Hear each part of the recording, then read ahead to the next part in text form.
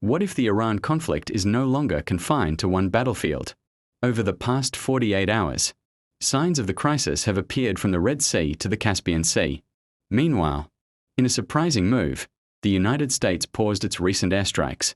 Is this the beginning of de-escalation, or simply the calm before a much larger storm?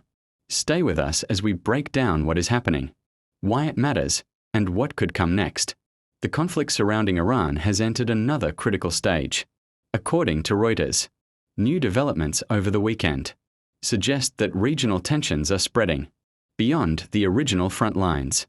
Iran-aligned Houthi forces in Yemen reported attacks targeting Saudi oil infrastructure along the Red Sea, while Iran also accused Ukraine of attacking one of its commercial vessels in the Caspian Sea. Although these incidents involve different actors and locations, they point to a wider regional security crisis rather than a single isolated. The Red Sea is one of the world's most important maritime trade routes. Every day, massive cargo ships and oil tankers pass through this corridor, connecting Europe, Asia, and the Middle East. Any disruption here could delay global shipping, increase transportation costs, and push energy prices higher. That is why military activity in this region is being closely watched, not only by governments, but also by global markets.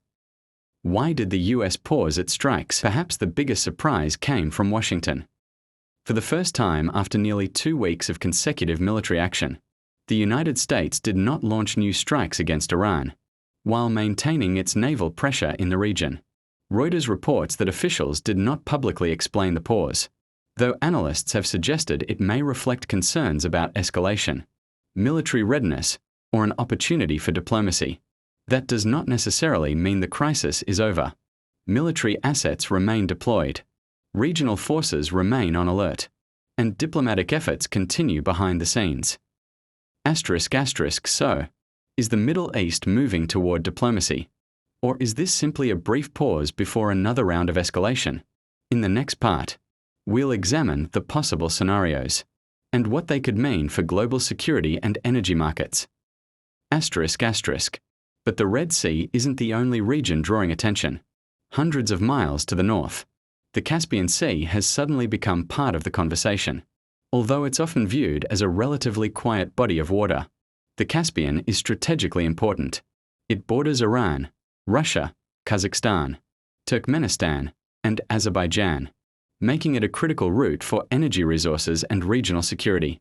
Reports linked to the conflict have now placed this region under greater international scrutiny. For military planners, that changes the picture dramatically.